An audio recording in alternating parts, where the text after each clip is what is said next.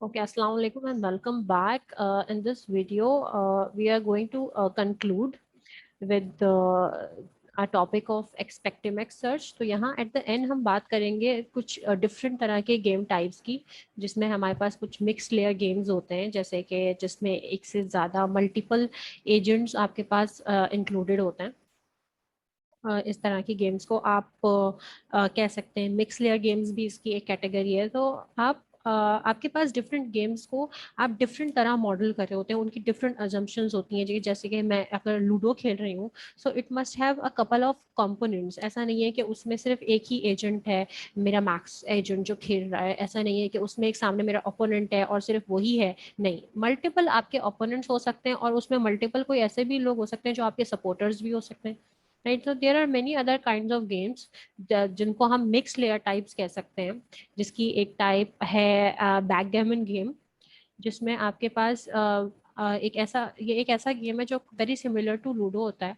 ठीक है, तो ऐसा हो सकता है कि आपके पास दो से ज्यादा प्लेयर्स हों, जैसे कि हमारे पास लूडो होता है। तो ये जैसे कि आप हैं, then other other there is some other player, then there is some other player. Right, so the value of P1 ना, अगर मैं इसको P1 कह दूं और इसको मैं P2 कह दूं, so here the value of P1 is calculated by the move of the opponent. ठीक है, ये जो P1 है, इसकी वैल्यू जो हमारे ओपोनेंट्स हैं उनके मूव जो है वो डिसाइड करेंगे। सो इवेंचुअली कुछ इस तरह से आप लूडो को मॉडल करेंगे। जब लूडो को मॉडल करना हो या बैकगैमन को मॉडल करना हो, जो कि बिल्कुल लूडो की तरह का गेम है, जहां हमारे पास एजेंट्स जो हैं वो रैंडम होते हैं और हर एक नोड वो कंप्यूट कर रही होती है appropriate combination of its children. ठीक है, तो बिल्कुल यही टेक्निक हम लूडो के लिए या बैकगैमन के लिए अप्लाई करते हैं, जिसमें हमारे आगे आने वाले नोड्स को हम मॉडल कर रहे होते हैं। और फिर उनकी मॉडलिंग को यूज करते हुए हम फाइनली अपने जो एजेंट है उसके एक्शन को डिसाइड करते हैं। जैसे कि इसकी बैकगैमन एक एग्जांपल है। तो backgammon is somewhat similar to ludo, not very different. You can use some ideas to implement it, right. तो जैसे कि इसमें डाइस रोल होता है और जिसमें 21 पॉसिबल रोल्स होते हैं विद 2 डाइस। तो बैकगैमन के अप्रोक्सीमेटली 20 लीगल मूव्स होते हैं, जिसकी अगर मैं डेप्थ 2 लूँ तो मेरे पास 1.2 इंटू 10 9 इसकी डेप्थ आएगी। तो जैसे जैसे इसकी डेप्थ बढ़ेगी, वैसे वैसे जो प्रोबेबिलिटी है of reaching a given search वो श्रिंक हो जाएगा। जो इसकी यूजफुलनेस है वो डिमिनिश हो जाएगी। तो इस वजह से आप इसकी डेप्थ को लिमिट कर देना इस which is something which is less damaging. But pruning is trickier. Pruning क्यों नहीं कर सकते आप, और क्यों प्रूनिंग मुश्किल हो जाएगा? क्योंकि आपको आप एवरेज ले रहे हैं, चांस देख रहे हैं। तो इस टेक्निक को देखते हुए हमने देखा कि ये हमारा मैक्स हमारा अपना एजेंट है। और इसके अलावा जो मेरा नेक्स्ट पर्सन है जो मेरे साथ खेल रहा है, और इसके अलावा जो मेरा अपोनेंट है जो खेल रहा है, उसकी क्या पॉसिबिलिटीज हैं। देन हम at the end terminal nodes की तरफ जाते हैं। तो वहाँ आप इवेंचुअली जब इसको कैलकुलेट करते हुए आते हैं, तो हमारे पास इसमें काफ़ी सारी चीज़ें इनकॉर्पोरेटेड होती हैं, जैसे कि हमारी डेप्थ क्या है, हमारा इवेल्युएशन फंक्शन क्या है, मतलब एक्सपीरियंस की बेसिस पे क्या लर्निंग्स हैं। री इन्फोर्समेंट लर्निंग अप्लाई करते हुए TD गैमन का एक हिस्टोरिक एआई एजेंट डिजाइन किया गया था, जिसने वर्ल्ड चैंपियंस को बीट करा था।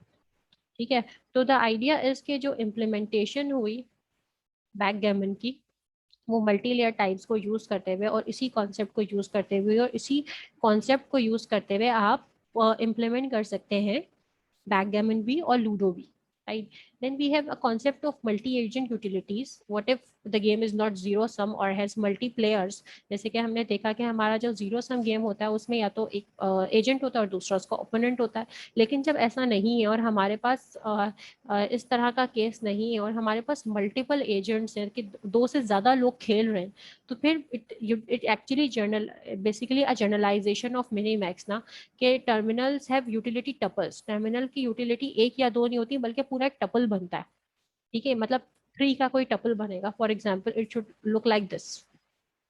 ठीक है, तो यहाँ अब मैं यूटिलिटी जो है सिंगल वैल्यूड नहीं होंगी, वेक्टर्ड फॉर्म में होंगी।